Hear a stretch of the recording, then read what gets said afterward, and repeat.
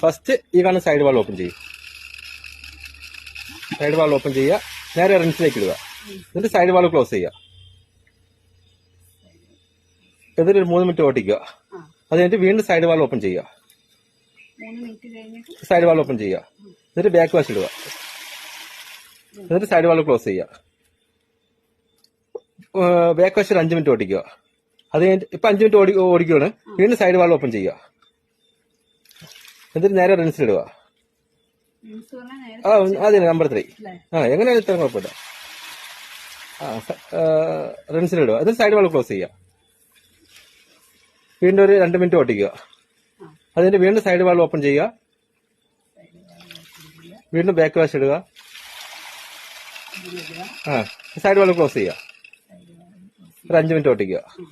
ഒരു 5 മിനിറ്റ് വീണ്ടും സൈഡ് വാൾ ഓപ്പൺ ചെയ്യുക. വീണ്ടും റിൻസ് ഇടുക.